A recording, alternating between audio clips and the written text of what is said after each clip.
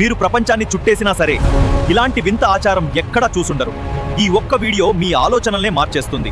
చనిపోయిన తర్వాత ఎవరైనా ఏం చేస్తారు? శ్మశానానికి తీసుకెళ్లి దహనం చేస్తారు లేదా పూడ్చిపెడతారు. కానీ ఇండోనేషియాలోని తానా తోరాజా అనే ప్రాంతంలో రోజు చనిపోయిన తమ కుటుంబ సభ్యులను ఇంట్లోనే ఉంచుకుంటారు. అవును, మీరు విన్నది నిజమే. నెలలు సంవత్సరాల తరబడి శవాలకు బట్టలు వేసి ఆహారం పెడుతూ వారు కేవలం అనారోగ్యంతో ఉన్నారని భావిస్తారు. ప్రతి ఏటా మనేనే అనే పండుగ జరుపుకుంటారు. అప్పుడు ఆ శవాలను బయటకు తీసి కొత్త బట్టలు వేసి గ్రామం మొత్తం ఊరేగిస్తారు. ఇది వినడానికి భయంగా ఉన్నా అక్కడ ప్రజలకు ఇది తమ ప్రియమైన వారిపై ఉన్న ప్రేమకు నిదర్శనం. మరి చనిపోయిన వారితో ఇలా కలిసి జీవించడం మీకేమనిపిస్తుంది?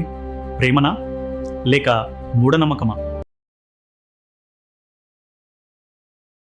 భారతదేశంలో ఒక ఆలయం ఉంది. అక్కడ పూజారి మీకు ఆశీర్వాదం ఇస్తారు, కానీ నీటితో కాదు, మంటతో. ఆ ఆలయం పేరు మెహందీపూర్ బాలాజీ టెంపుల్. ఇక్కడ ప్రత్యేకత ఏంటంటే చాలా మంది చెప్తారు ఇక్కడ దుష్ట శక్తుల నుంచి విముక్తి పొందడానికి ప్రత్యేక పూజలు చేస్తారని. పూజల సమయంలో వింత శబ్దాలు, అరుపులు వినిపిస్తాయని కూడా అంటారు. అందుకే ఈ ఆలయం గురించి చాలా మంది భయంతో మాట్లాడతారు. శాస్త్రీయంగా చూస్తే ఇది మనసుకు సంబంధించిన సమస్యలుగా కూడా ఉండొచ్చు. అయితే నిజమేంటి? ఇది మానసిక ప్రభావమా లేక నిజంగా ఏదైనా అద్భుతం? మీకు తెలుసా, మనిషి ఎంత యూనిక్ అనుకున్నా మనందరం దాదాపు ఒకేలా ఉంటాం.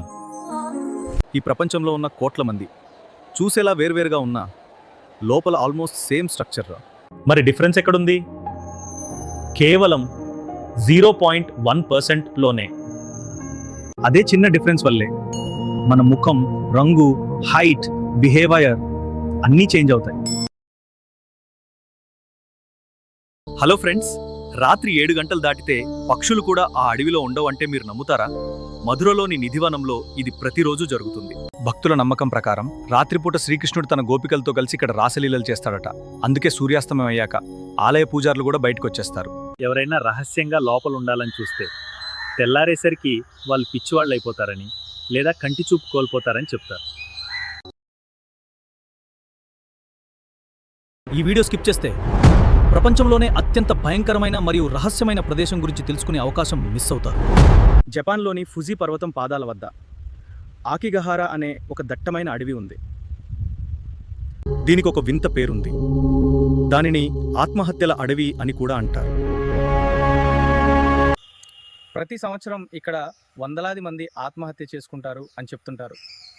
అడవిలోకి వెళ్ళిన చాలా మంది తిరిగి రారు. దీనికి కారణం ఏంటి? కొంతమంది ఇది జపనీస్ పురాణాలలోని యురై అనే దెయ్యాల వల్ల అని నమ్ముతారు. సైంటిస్ట్ మాత్రం ఇది సామూహిక పిచ్చి లేదా ఆర్థికపరమైన ఒత్తిళ్ల వల్ల అని చెప్తారు. కానీ ఇప్పటికీ ఈ అడవిలో ఏం జరుగుతుందో ఎవరికీ తెలియదు. మరి దీని గురించి మీకేమనిపిస్తుంది? కామెంట్ చేయండి.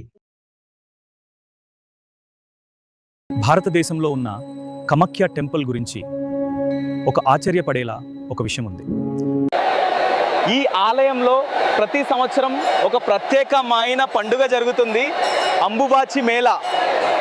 ఆ సమయంలో ఆలయం కొన్ని రోజులు మూసివేస్తారు. ఎందుకంటే స్థానిక నమ్మకం ప్రకారం ఆ రోజుల్లో దేవి నెలసరిలో ఉంటుందని అంటారు. ఆ తర్వాత ఆలయం తెరిచినప్పుడు ఎరుపు రంగులో తడిసిన వస్త్రాన్ని ప్రసాదంగా ఇస్తారు. ఇది స్పిరిచువల్ కాన్సెప్ట్నా లేక ఒక డీప్ మిస్టరీనా? ఇలాంటి కొత్త మిస్టరీలు, వైరల్ ఫ్యాక్ట్స్ ఇంకా చూడాలంటే ఇప్పుడే మన ఛానల్ని సబ్స్క్రైబ్ చేసుకోండి. Thanks for watching. Me support మాకు చాలా అవసరం.